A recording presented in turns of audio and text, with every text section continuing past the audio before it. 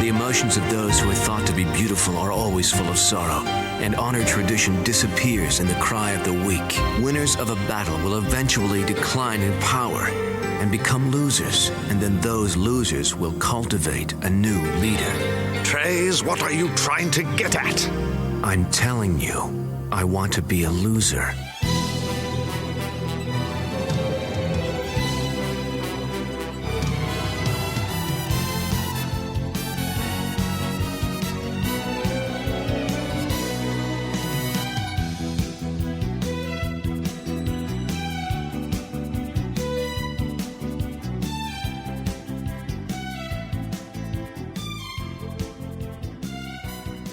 Hey everybody, and welcome back to Zaku Talk. I am your host, Pastor Skeyhill. This season, G versus Wing, and that of course means my co-host is the not made out of tires, Bob Skerry. It's hard to do a voice for literally anything not made of tires. I mean, I feel like you got that one pretty good. I really believed you were not made out of tires. Well, good. I'm hiding it well. Yes, this week we'll be doing episode 26 of both these shows. But before we dive into that, Bob, how was your Christmas? My holiday, for those of you at home, I'm one of those heathens that doesn't do the whole religion thing. Blessed Yule, joyous feast of Saturnalia, all that shit. It was a good time. It was very low key. I spent Christmas Eve actually recording for a project that should be out on either the New Year's Eve or New Year's Day. And that'll be over on The Next Decade on YouTube. It's going to be another Kamen Rider related project. I made friends with folk between then and now, or rather from my birthday to now. On my birthday, rather than doing anything big and grandiose in reality, I did a 14-hour stream on Twitch. I had all number of people from people I know very well to people I have only met in the past month. In fact, I met a person for the first time besides just little messages on Twitter by having them swing by my stream. And cool guy put up 10 donated subs, so that's $50. Like, guy was really cool about it, and he's a VO, so I'm hoping that we can make some sort of a rivalry buddy system thing going on. What about you? How was your holiday? Well, before we go into mine, what game did you have, like a particular birthday game you were streaming? Not super particular. The first few hours we played Fiasco, because earlier this year I premiered a series that I may or may not bring back called Friday Night Fiasco. Fiasco is a game from Bully Pulpit Games. It's, if you've ever watched a Coen Brothers movie, so Fargo, Burn After Reading, Oh Brother Where Art Thou, it's that as a game. It's more of a acting game than it is a role-playing game, but it was enjoyable. We all played Magical Girls. Okay, well, there you go. As for me, very low-key Christmas. I used it to give myself a little Christmas present this year. I did the third entry in my series of video essays on filmmakers from their point of view, done in their style. This one very different from my last two because he is a very unique sort of filmmaker, probably Europe's best, Mikhail Haneke. So it was great to finally get that one done. Probably only two more left in this series, but maybe I'll do more afterwards. Yeah, I wanted to do my 5 favorite. Get those out of the way. We'll see how I'm feeling after that. And then some nice people I'd worked with recently on some projects on 3 separate occasions on Christmas Day came by to drop off a few little Christmas gifts. Very kind of them to do that. Well, all right, Bob. So why don't you give us sort of a quick summary of what's been going down in episode 26 of Mobile Fighter G Gundam? A new weapon, Erupting God Finger, or in Japanese, Shin Hisatsuwasa, Bakunet's God Finger. Shin being true or ultimate, Hisatsu being finisher, Waza being technique. Bakunets is exploding. Baku, as we've learned before, is having to do with explosions. And then Godfinger, it's just taking the English and turning it into a phonetically sound thing. Yeah. The finals have started, and Domon's first opponent is Zeus Gundam, the favorite to win the championship. Domon is restless, so he goes through Neo Hong Kong, looking for a place to stay. He sees the Zeus Gundam and meets its pilot. Domon boasts he will easily defeat him, which provokes the latter into a fight. Domon is defeated by him due to his immense strength and size. Domon is thrown into the sea, where he is picked up by an old man and his grandchildren aboard a small fishing boat. The old man gives Domon some advice, and Domon becomes more confident. The match begins, and it looks as if Domon is going to lose, taking several hits.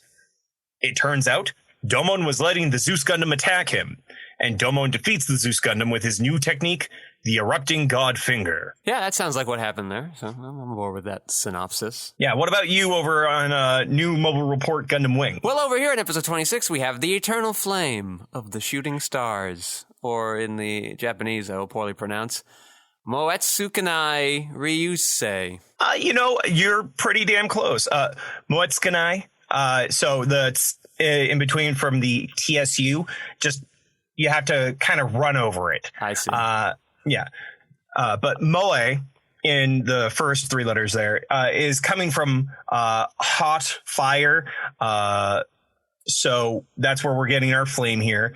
Skinai is will not, in this case, will not burn out. Yep. And then Ryusei, shooting star, meteor, comet, what have you. So literally the shooting star that won't burn out. All right. Well, that makes sense there. Well, Hero and Catra, they're captured by Oz, but then saved by members of the Treize faction, who consist of soldiers still loyal to Treize, and who bring them to meet the Gundam engineers. They explain that the Wing Zero uses a system known as, conveniently enough, Zero, which increases skills but takes away the pilot's free will, thus driving the pilot insane, as they will do. They are captured again by Oz soldier Trant Clark, who forces Hero to test the Zero system to gather data for use in production of the mobile doll system. However, this causes Hero to go on his own rampage with the Zero inside the lunar base. Catra manages to stop Hero before his insanity destroys them all, and then helps them escape to Earth. So that's what's going on here. For G Gundam, I think the first thing we have to talk about is we get a shiny new opening. Very conveniently, right in the middle. Also makes sense with sort of beginning this tournament. We have our first tournament episode here. And I like this animation. I do not like the song. I actually like the first song better. Yeah, and I will agree. If I had to choose of the two, I definitely prefer Flying in the Sky. But Trust You Forever is honestly also a great song, and I think it fits here because we are trying to do this culmination point. I think that perhaps it might have even been better as the ending theme for the second half instead of the opener. But for the animation that they chose to go with the song, the animation flows beautifully. It's definitely a higher budget for this second half for the opening. I genuinely think that everything they offer us in the opening is everything we need to prepare ourselves for what is to come. They do a bit of it in the first opening where we already acknowledge towards the end of the first opener some of the problem Gundams that'll be happening in later parts of this half of the series. But I think they've done a great job. And the way they introduce early on this other character that will show up, I think you and I have talked about it off air before. You like to refer to her as Magical Blue-Haired Girl. Yes, she pops on in with some sparkles for us. Yes, she will come in shortly enough. And for your sake, I will not explain who that's supposed to be. She will show up pretty soon. We'll figure it out. The ending theme, I actually like. I actually like this ending theme song. I think it's a good ending theme song. I like it sort of on its own as well. We get a very unique animation here where I love it. Instead of popping in on Rain in her own earring many times, we get to pop in on her trying to steal a smooch from a very reluctant or shy Domon. Yes, I would say it's more that he is shy because, as we've seen, Domon is still struggling with the most important part of his journey as a hero and a warrior in this series, which is to welcome and accept his feelings. He has been trained up to this point to defer any feelings that he feels might get in the way, not realizing that it's those same very feelings that are going to help him have the strength to press forward. So watching also to have a female character in a non-male gaze situation try to be assertive in this potential romance is very unique. It is very forward thinking for the time, especially considering it's the early 90s Japan. We tend to still assert the masculine traits. And so to have a woman assert herself in a way that is not objectifying her is, in my opinion, solid. And the way that they do create this lingering effect by having it almost become a kiss, just as the first in a line comes into view and just goes out of view as it comes to the screen, moving to the next one and having this repetitive animation. It's very similar to the earring from the last ending theme. I think that it creates that same feeling that we as the audience should be taking on of this. Will they, won't they, always in a lingering point, and when will it ever come to a head?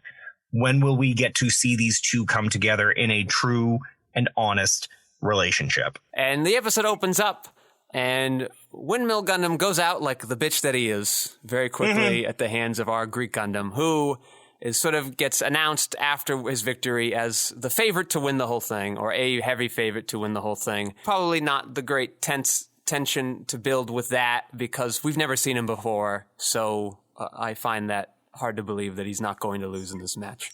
But also, there's some things that are confusing me here, Bob, about how this tournament is structured that I need some explanation on.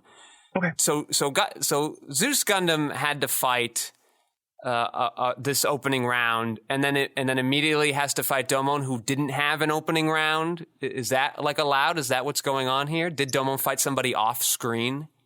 No, we witnessed the first match of these semifinals, if we want to call them that. We witnessed that, and then it seems that our leader of Neo Hong Kong, I keep wanting to call him Chow Yun Fat. I'm not sure if I'm saying the gentleman's name correctly, but I do believe, I'm just trying to look ahead here in case I do have his name nearby. Fat, I'm going to call him, is just going about setting up matches as he wills it. So there's a scene just after the windmill fight where we see him floating around in this hover chair with these large chess pieces that are made to look like each of the Gundams participating. And he's actively trying to find ways to create intense spectacle. So where that seems to be his goal, and seeing how Domon decided to play big dick here by saying, I'm going to defeat every one of them so I can fight you and defeat you, master. It makes sense that they would try to stomp him out. It's a true trial. Either he has to put up or shut up. And in Fat's mind, it's, well, I don't think he's going to do it, so it'll be hilarious to crush him. Whereas Master Asia is like, no, we need to make him fight this man. This will prove that he is worthy of my attention. And so I think that it by setting him up in the windmill fight as being the favorite to win, and we keep seeing this as we go forward, because not only is the mecha itself, not only is the Gundam huge and has its own chariot and horse, which I cannot confirm whether or not there was a horse in that Gundam before. I was thinking it as I was watching. I know you were thinking it. I don't think that one had one.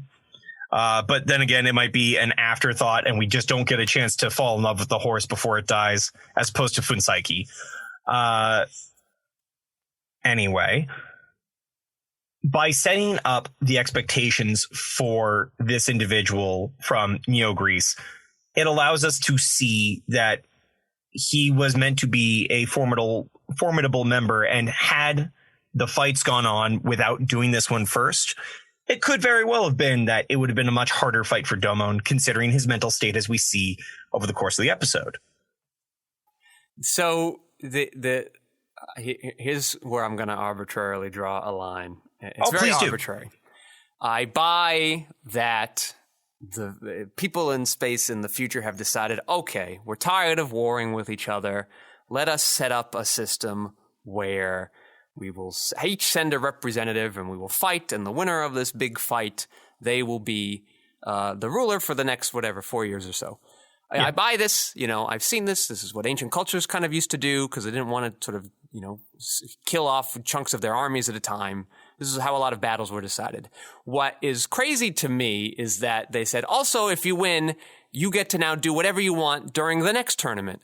That's like saying, okay, we're going to vote who's going to be our prime minister. And then that prime minister who wins, he gets to decide how we vote from here on out. Like, this just feels like a system that could only lead to corruption. Is that what I should be expecting from this situation, Bob? Yes, I do feel like the point that we're trying to make here is that as long as the body of the system stays the same, it doesn't appear to be an issue. So as long as these Gundam fights continue to occur as part of this general sporting event, it doesn't seem to matter how the alterations occur over the course of it. So long as the main body occurs and all the Neo Union folk decide that, hey, yeah, no, that's fine. I don't love it, but yeah, we'll beat you anyway. So could Fat be like, all right, Master Asia's not fighting until the very end, and everybody's like, okay. Yeah, that's honestly how they could do that, because, I mean, think of any championship bout, right?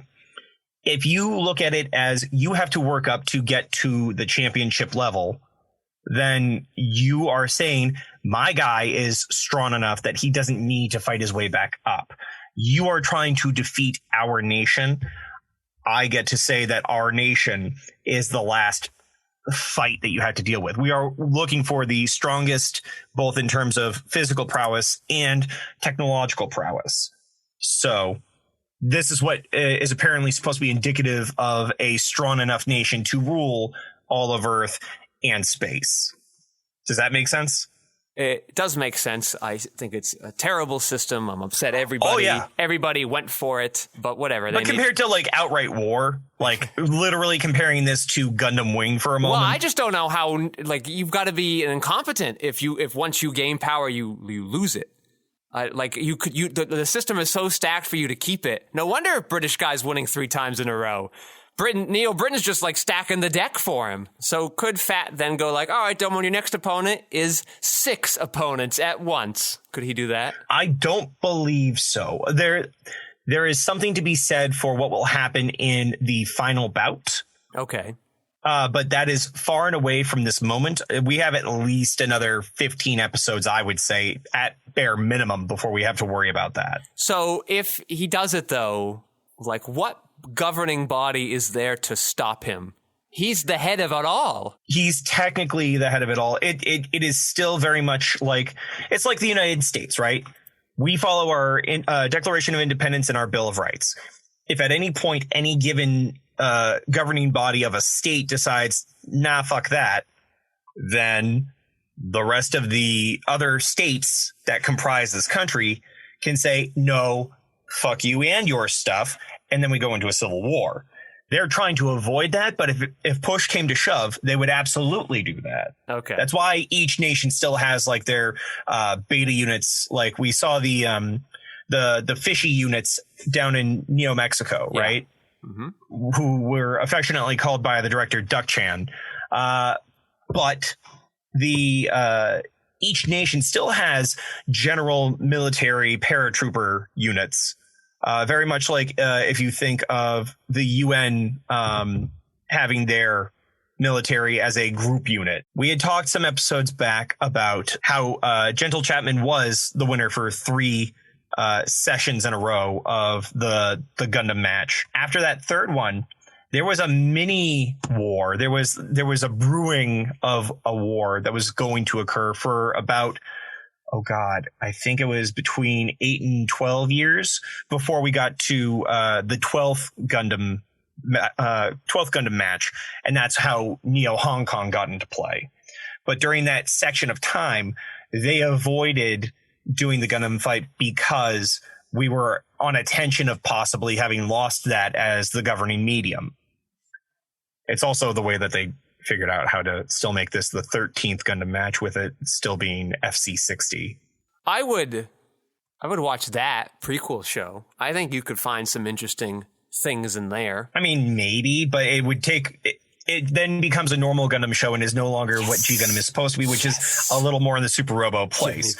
You want a Gundam series. I have the anti-Gundam series. Just like when we eventually get to any of the build fighter stuff, any of the build series, I expect that you'll call me back because they are anti-Gundam Gundams. I mean, they're not even Gundams. Like, they're just commercials. Hi, I like card game anime. I like these things. Yeah, but I would have called them they're not trying to be marketed as Gundam shows. Like this one sort of was. Well, remember it was an anniversary series, if I recall correctly. Yeah. But the other anniversary shows have just been Gundam shows. So sure. And I go into these Build Fighter shows knowing not to expect what I should be. There's no reason to. It's not marketed that way. It's not its target demographic. It's just everybody telling me how great it is to build Gundams. Like, that's what it is. Oh, look, the painting is so fun. And like, okay, that's fine. That's what you're doing. So here you go.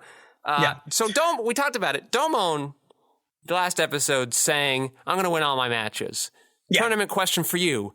Doesn't he have to anyway? What he's saying is it's not a matter of having to win every single fight, because as they said in this set, even if your Gundam is broken in some way, that because they can't attack the cockpit now, something that was not allowed in the general prelims, we can destroy the head and still stay in the match. As long as your Gundam is not completely destroyed, you're fine. Which is why it's such a big deal what happens later on in the episode. But to my understanding, as long as you have a higher win record, that puts you in a different level on the standing between all of these various Gundams. They only wanted to show us the throwaway Gundams. And then they're like, they're like, hey, this one, though, probably going to win. And you're like, no, you're not. You're in the throwaway Gundams. Well, even next episode's Gundam was not shown off. So it's not like it's only the ones that we saw in that junction a while back. Mm-hmm. Next episode, not a big spoiler, Neo India, Cobra Gundam, Snake Charming, because that's what apparently, Hey, bulls. Zeus. Bulls from Spain. Yeah, exactly. Bulls from Spain, Zeus from windmills from the Netherlands. And he didn't even want to fight anyone during the preliminary rounds. He's just hiding as a windmill.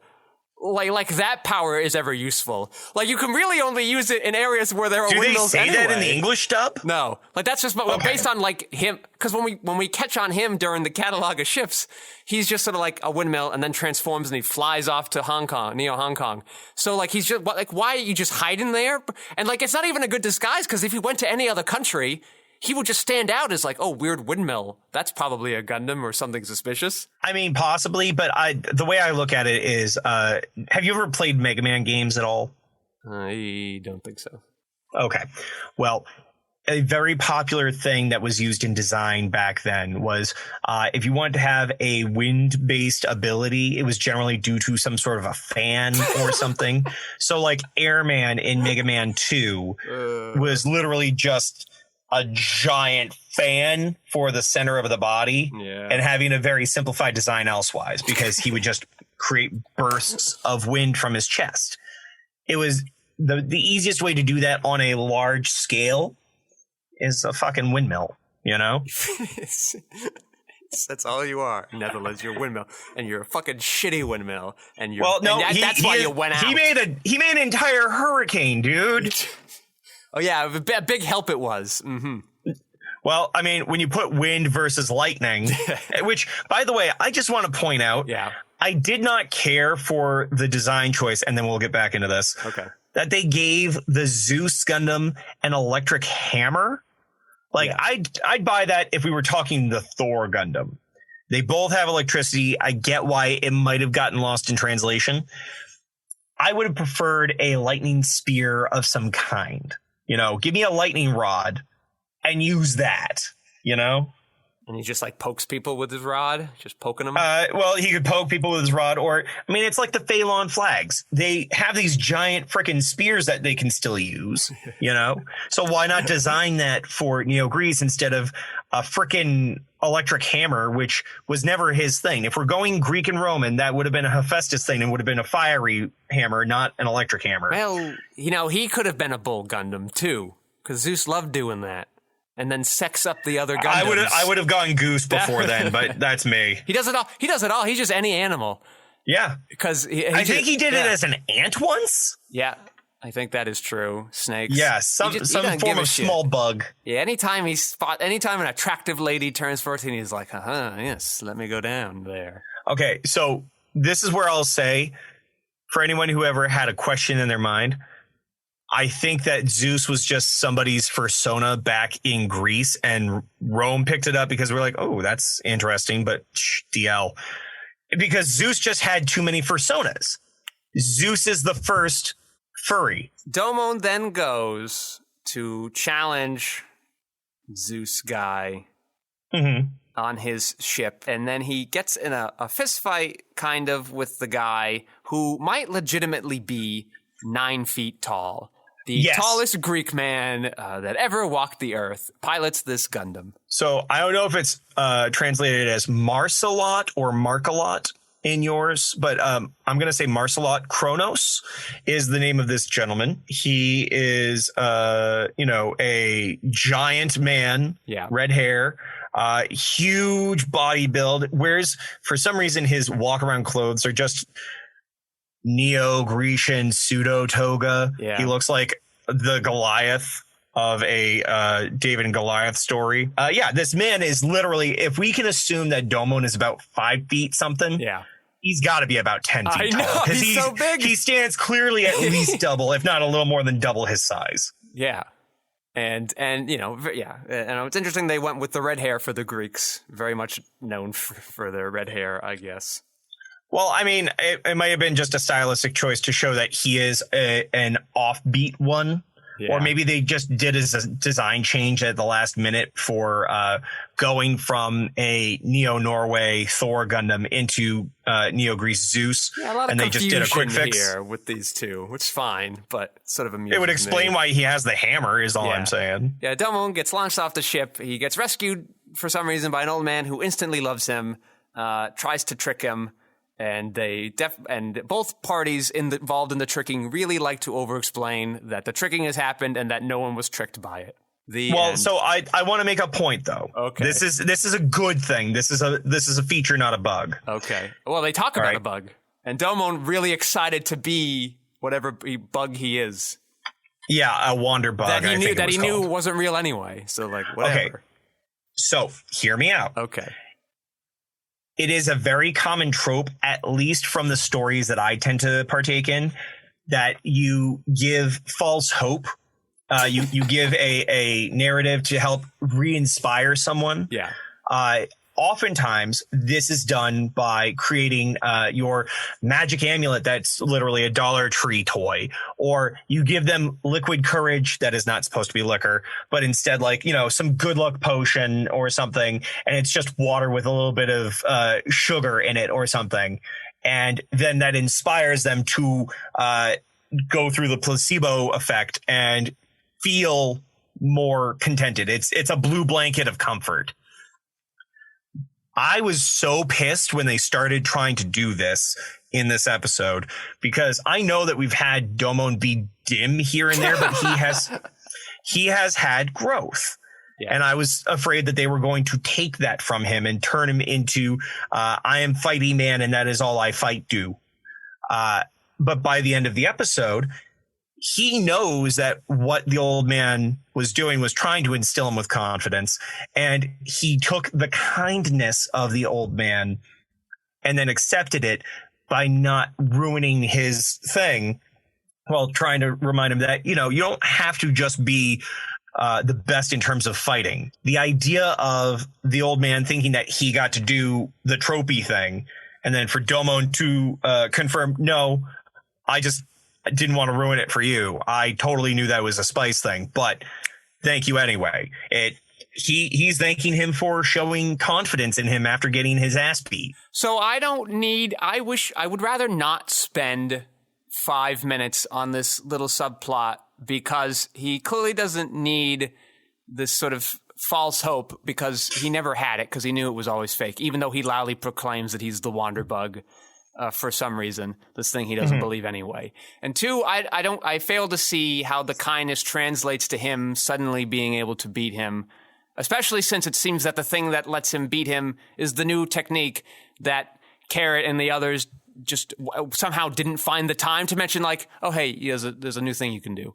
We couldn't find 30 seconds for that in there. So I would rather spend more time on the fight and kind of what each of these opponents are gating out of it and how they're growing from it than this sort of subplot. Does this old guy even come back? Yeah, no, this is going to be where Domon hangs out for the foreseeable future. Oh, he actually is going to live with his family? That's my understanding, yes. Then, I hate it a little less. I still would rather waste our time somewhere else, but they setting something up so I can swallow it a little easier. Yeah, I mean, so from where I'm standing, we're looking at a story where Domon is still distant from people. He's actively been pushing Rain away, which I hope they give more of an explanation for, because so far it looks like he's just itching to fight and just being a 10-year-old kid at the local Chuck E. Cheese. He's not paying attention to anybody because he just wants to get in and do the thing. Are there still Chuck E. Cheeses? They literally just in the past few months filed for bankruptcy or something. It looks like they're dissolving finally. Mm-hmm. Yeah, because during the pandemic, they were trying to turn into also a pizza delivery corporation.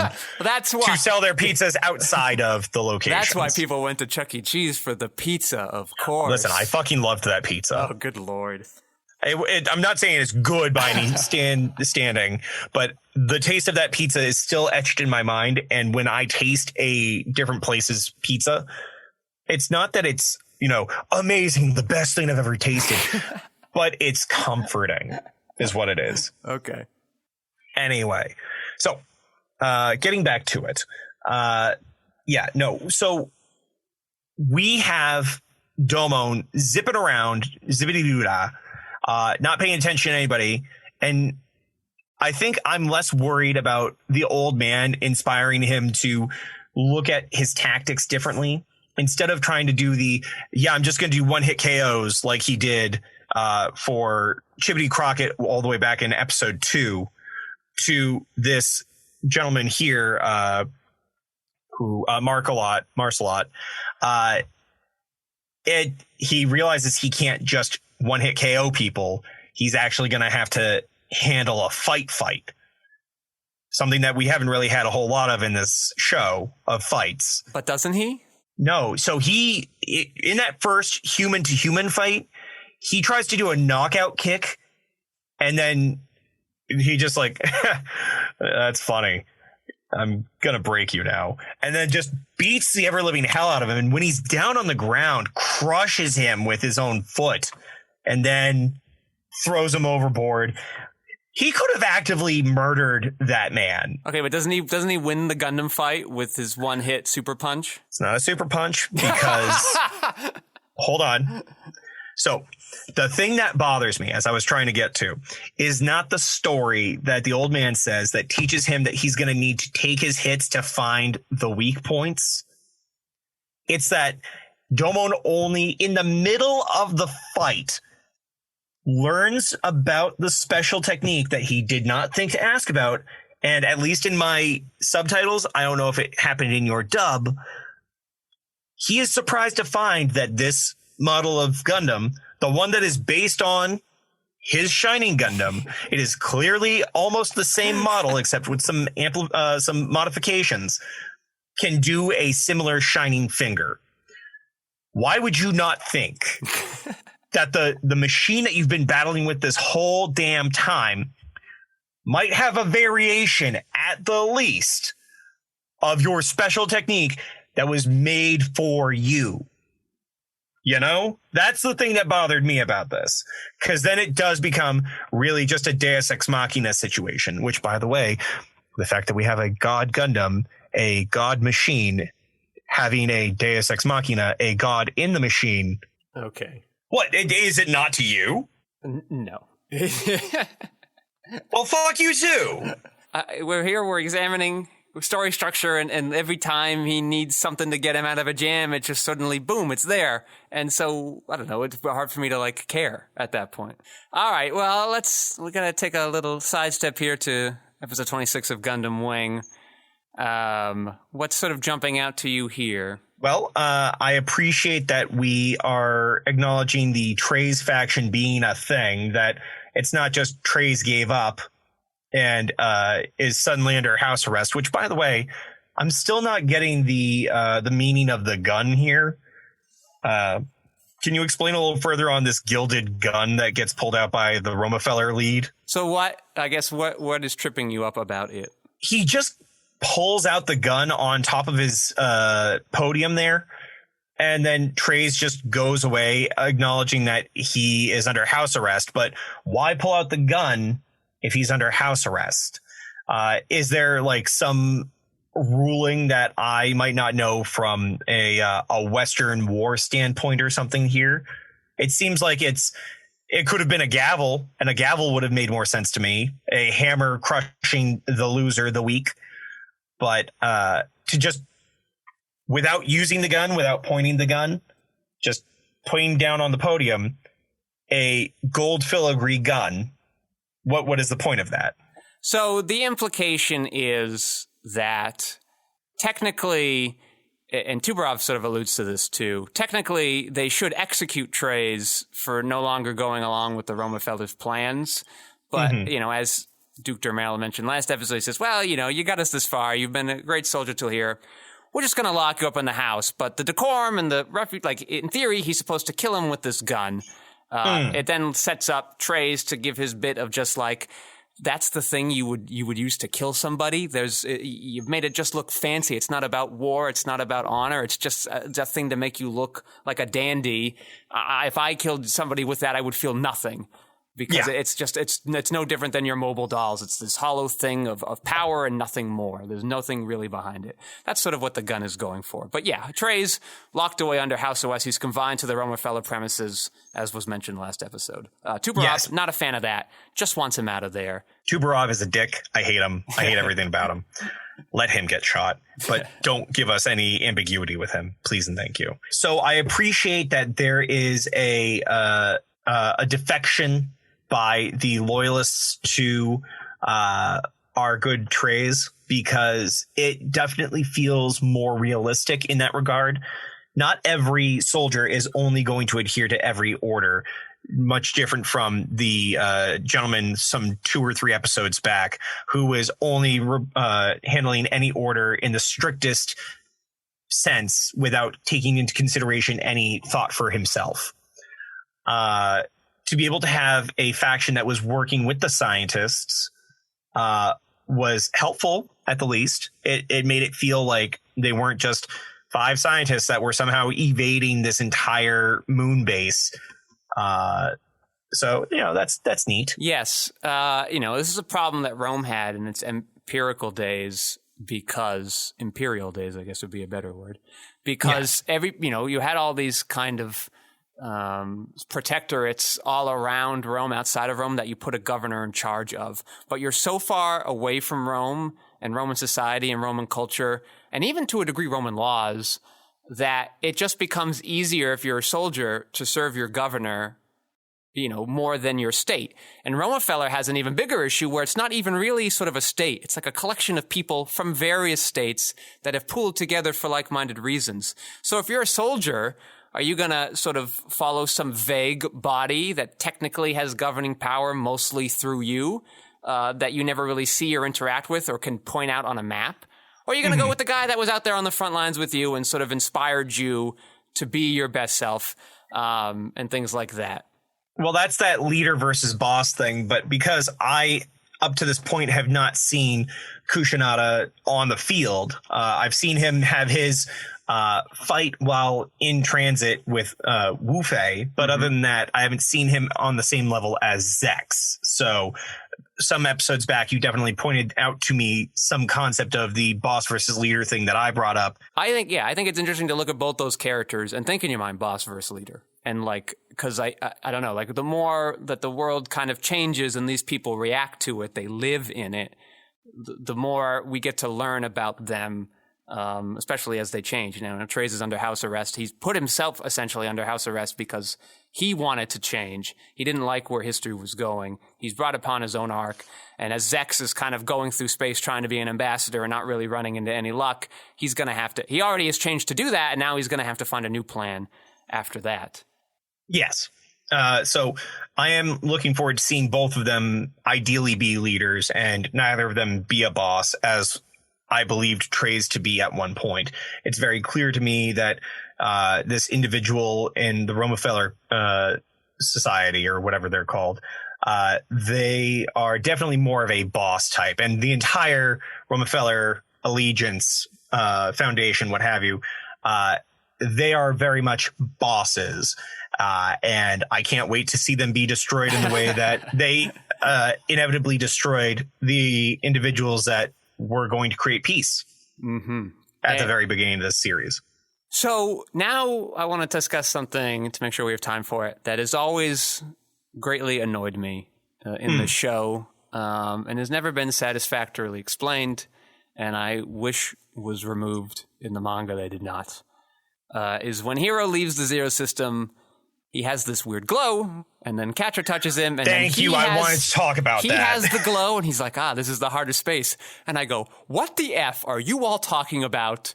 And this is sort of one of these rare things in Gundam Wing that never comes up again or matters and has nothing to do with anything. And I don't know why they did it. They needed to do it. There were other ways to get where we wanted to go without weird space magic thing. Yes. Yeah. I don't know why we had space magic specifically come from the Zero suit.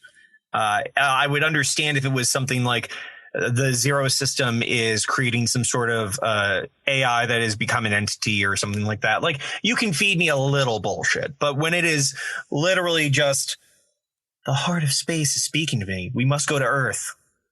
That's not okay. That's literally just, okay, I don't know how to pivot this. The magical cheese man told me we have to do this now. Well, I don't even think you have to do that, because sort of the step below that is what Catra's really doing is kind of empathizing with Hiro to like a very impossible degree. But the point is, like, he's looking into Hiro's heart, which is sort of what Catra's always been able to do anyway. And be like, someone on Earth matters to him. And it's actually even weirder in the manga, where he touches glowing Hiro, and then Catra, sees this image of Verlina on Earth, and he goes, "Who are you? Hiro must care a great deal about you. I guess we got to go find you." I don't understand why we need it. Catra could just sort of sense, or Hiro could have said something where, like, we're not needed in outer space or whatever, and like they could have just, Catra's like, all right, well, let's go to Earth then. If the war is done, let's go to Earth. The Earth was kind to us. Space doesn't want us, clearly. There are many ways we can hide on Earth more easily. There are many ways you could have gotten them there. I don't know what's going on with the glow. I have no idea. It just confuses us in an episode where we're finally describing what the Zero System is, and then you spend like another 10 episodes being like, is this related? Is it going to do a glow thing? And then it never comes up again, and then you just forget it. It doesn't. I was about to ask whether or not this is going to be some sort of part where, like, this is the pseudo new type situation or what. So what the Zero System is sort of is a way to kind of build a new type, but like a little darker. Like the Zero System is not viewed fondly in the show. It's sort of turning people into mobile dolls in a way by sort of just using them purely for input, overloading them with pure data that focuses on practicality and victory more than anything else. But since this is a show, as Trace has mentioned, and as the manga being called The Glory to the Losers is called, the show's much more interested in sort of the mentality of the loser and why losers are so inspiring to us more than victors are. So, the Zero System isn't sort of a kind thing, but that's how it's working. The Zero System, as we see, is left behind by them. It's going to get passed around. It's actually a very neat thing that this Gundam show does that most others don't, which is like the trading of and moving around of Gundams and switching around. They're very pilot agnostic. They're just... And that's kind of refreshing. It feels a little less cartoony in that, and we're going to see everybody get affected by this Zero System one way or another. Sure. Well, it's funny you say that because this is very much like what happens in a number of my Toku series that I watch. Yeah. So it is very common, more so in Kamen Rider than in Super Sentai, but it happens occasionally there too, in getting a berserker mode. There is always at least one form that is difficult to manage, and whether it's by manipulating the emotions of the individual or by not being able to be seized properly by the user, it causes their body to act in a berserker rage, forcing them to attack their friends and everybody else around them. It's generally resolved within a few episodes, some a little longer than others, but generally within about 2 to 3 episodes. And it's always interesting to watch, because it lets you get a sense of, okay, how is our hero going to manage this new power if they can't manage it themselves? Or, oh, look at that badass design. Wow, rah. But I liked seeing that here because it shows that it is not a specific thing to that series in question. It is a trope that seems to be favored in Japanese shonen media. Yeah. And here's the other thing that works for me in the show with the Zero System is that, in a way, it lets them kind of do a little bit of washing away of Catra destroying colonies because they're like, well, he went crazy. But it, as sort of gets described in the manga and is more tacitly explained during the series, it's sort of like, did you ever get through Final Fantasy IV? Yes, I got to the end of 4. Yeah, so at the end of it, right, Kane, they're all friends, and like Kane walks away, and they're like, hey, no, it's okay, you were under control. And he goes, well, technically, yes, but he was only able to do it because that desire was somewhere in my heart. And so the Zero System functions the same way. Catra, left to his own devices, probably would not have blown up a colony, but something inside of him wanted to, and the Zero System was able to kind of find it and utilize that. So the people who kind of do these things under the Zero System, they're not sort of just somebody else suddenly. It's there, and it kind of brings their deep desires to light. And so it can be used, as the show does, as an interesting tool for kind of discovering character more. And that's why I'm a little more on board with it than I would have been had they used it for other purposes. I'm going to make a quick segue before we go the way we go. Yeah. So the way that you just explained that, I appreciate that you acknowledged a good thing, Final Fantasy IV. Yeah. I'm going to acknowledge a bad thing. Yeah. Called Beast Machines. It was the sequel series to Beast Wars. Yeah. Out here in the States. Or, as I found out some years ago, Beasties is what it's called in Canada because they don't use the word war. It's a no-go for kids media. Okay. But Beast Machines was okay. Here in the States, I don't know if it ever got ported up to Canada. Okay. Regardless, there is an episode towards the end of the series where Megatron decides to put out this weird signal or virus that when it gets to our heroes causes them to lose control of their emotions and force them into a fury and go at each other's throats, more so verbally than physically, but it raises the tensions. And at the end of the episode, and I don't know why it's stuck with me, Optimus Primal says something similar to what you just explained. Yeah. It's not that he gave that to us. He only amplified it. Is free will worth it if that's there? Mm-hmm. So I think it's an interesting thought, this idea of there are parts of ourselves that we don't like and we don't want to acknowledge it. And so it feels awful when something can pull it out of us against our will and make us see it. Yes. Which is why I like the Persona games. But let's go a direction. Do we want to go the way we go? Well, real quick, I just want to have one little fun fact for you, Bob, because I know you like her. In the manga, you may remember I've mentioned that they go into space and then it's sort of this Catra hero Troa kind of story. Suddenly Duo and Wu Fei are captured. what that means is we're not really introduced to Hildy any time before then. So Hildy, in this chapter now, makes her appearance. She's actually with Lieutenant Trant when they go get Hero to test out on the Wing Zero. Really? Yes. No word yet on her changing sides yet, but we do get to see her. She's very mean to Hero. But then a little defensive when her and Catra are both like, hey, maybe you got to take him out because this isn't going to go well. And Trant's like, it's going to be fine. And then, of course, it isn't. And that plays out pretty much as it does in the show. I'll give you some more Hildy updates as we go. But yes, I think we can go the way we go.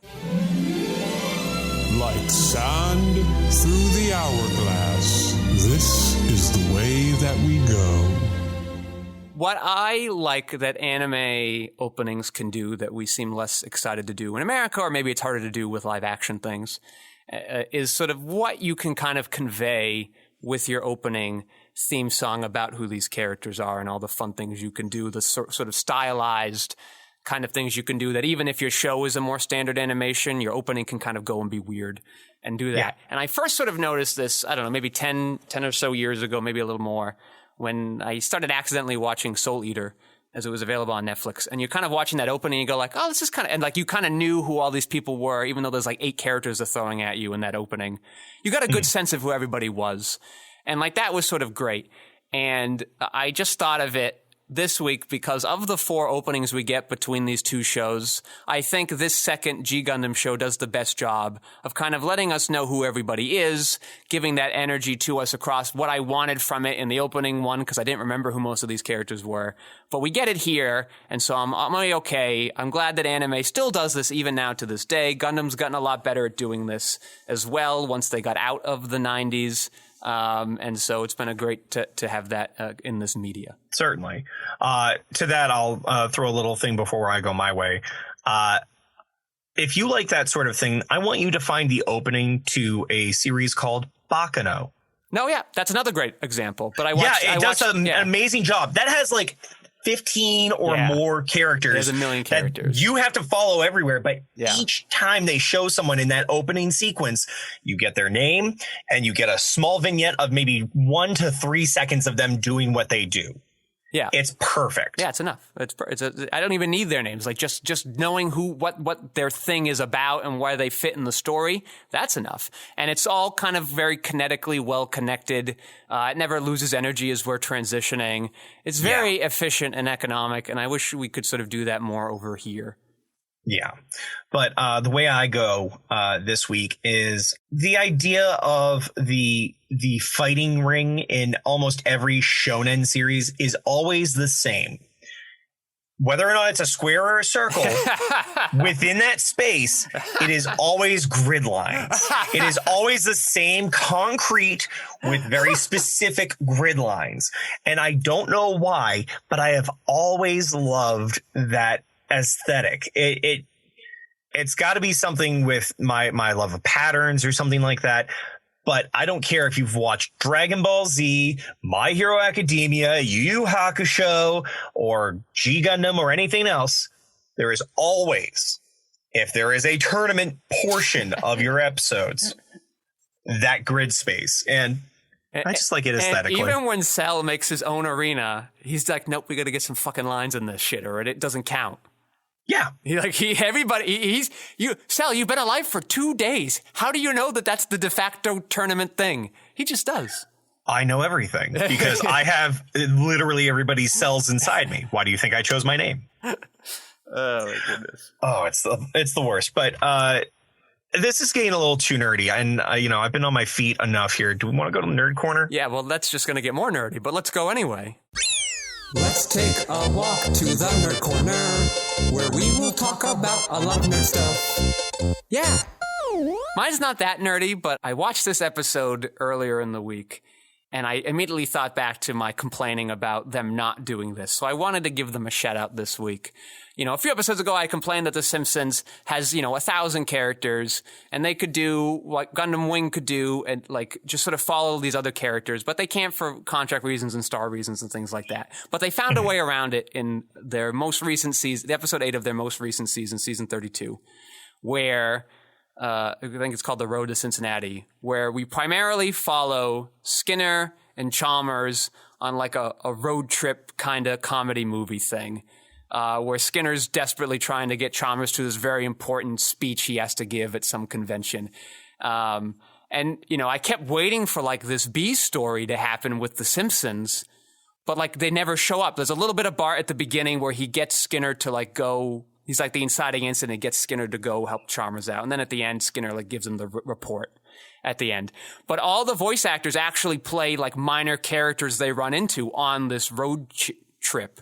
You know, the Marge actor is like a turkey. And Lisa plays like a Shakespearean improv troupe, and Homer's an innkeeper and things like that. They actually got, it was just like, we were just with these two characters primarily, these two secondary characters for most of the show by themselves, and I loved it. It was exactly what I wanted. It had some interest, had some good jokes despite it being a later season. It had some very interesting kind of revelations that these characters kind of give to each other and to the audience that we didn't realize about how they feel about each other, the school systems that they work in, things like that. It was just sort of a great episode. I'm glad that they could do something like that 32 years into it. And that would have been my Nerd Corner had we recorded the day we did it. But also in episode 10 of that season, which I watched on Christmas Eve, they had a really funny episode where they follow new characters, and the Simpsons and Springfield are in the background, where this woman works at Hallmark and she has to make a Hallmark Christmas movie. Oh no. Yeah. And it's done in the style of a Christmas movie where she's the protagonist in it, and she goes to this small town, and she's from the big city, and she's got like this surgeon boyfriend. Like all the tropes are there. The music perfectly mocking that trope altogether. And then like they set up like a romantic comedy like with her and Skinner as like the small town guy that teaches her all these sort of traditional values and Christmas and blah, blah, blah. Very funny. I'd like to see The Simpsons taking some risks. So if you haven't seen any of the new season, it's actually been pretty interesting. It's available for free on Hulu, not yet on Disney+. I guess Hulu you have to pay for now, so it's not technically free. But you could go watch it there. You could watch it on Fox's own website, fox.com. Definitely check them out. The Simpsons has some edge to it a little bit again. Bob, what's your Nerd Corner? Well, my Nerd Corner is a sort of gift to you, Skeyhill. Okay. Yeah. So recently, I've been, adding things to my Steam wish list, especially because we're still in the holidays, up into, I think, maybe the 14th of January. It might be only like the 6th of January, whatever the case is. The Steam sale is on, and I have a recommendation for you. Okay. So I know you like the Quay brothers. Sure do. For those who do not know, the Quay brothers are very imaginative and very experimental stop motion animating filmmakers. They have lovely work. I have watched several pieces with my good friend Skeyhill here. There is a point and click adventure game called The Dream Machine. Mm-hmm. Okay. This game is completely composed of a very similar art style of stop motion animation. And I wonder whether or not this would be something of interest to you to be able to play a stop motion game. It's a point and click game. Did you ever play point and clicks growing up? Not growing up, but later on I did. I don't know, after I moved to Milford and whatnot. I don't mind them. Yeah, I think I kind of prefer these older styles of games. They're not too complicated for me. Yeah. Well, so I bring it up because it is extremely cheap right now. I think it is less than $3. Oh, okay. If you were inclined, you could let me know. Yeah. And I'll throw it at you, or you can buy it on your own damn time. I don't give a shit. Yeah, let's take a look at it. I think you would enjoy having the closest thing that you will have in the near future of a Quay Brothers video game. This looks pretty cool. Yeah, I thought you might like that. But yeah, besides that, I got a shit ton of cool games because this Steam sale has been happening. And as soon as we're done recording this, I'll be downloading a slew of different video games, not the least of which including the Talos Principle, Through the Woods. I picked up Devil May Cry 5 for the people who are a little more mainstreamy. There's a bunch of really good games right now. And if nothing else, I've had Hades forever, but I just picked up Carrion, and that shit's supposed to be solid. So I guess my Nerd Corner is just if the Steam sale is still going, buy some of these games. And if it's not, I mean, just wait a month or two. It'll be up again, I'm sure, for Easter or Valentine's or some shit. All right. Well, we'd like to thank you all for joining us this week. We appreciated it during these holiday seasons, though for you it won't be. The first person we need to thank for doing this episode is Lev Van Rensselaer. And then let's thank Bob Skerry for joining us, as he will each and every week of this season. Oh, well, thank you very much. You got any plugs for us, Bob? I certainly do. Hey, hi, Worldwide Sentai. This is Bob Skerry VOA coming at you live from Zaku Talk headquarters. If you want to see me do my thing, whether that be voice acting, role playing, or the like, you can find me on Twitch, Twitter, Instagram, and a slew of other websites by my handle, Bob Skerry VOA. You can also go to bobskerryvoa.com, where you can listen to my demos, of which I should be updating shortly. And as I mentioned earlier in this podcast, there should be another video on the Next Decade Productions. It should be just the Next Decade, all one word, where I voice a could be, would be, should be Kamen Rider. And if you have any questions, comments, queries on either of these shows or just Gundam in general, please don't hesitate to email us at zakutalkcast@gmail.com. I am your host, Patrick Scale. You can find my features, documentaries, short films, video essays, animations, behind-the-scenes footage, and so much more at quixoticunited.com and social media, presumably with a similar-sounding name. Thank you all for listening. Bob, tell the audience how many presents are under your tree. None, because I didn't have a tree. I beat the shit out of a log.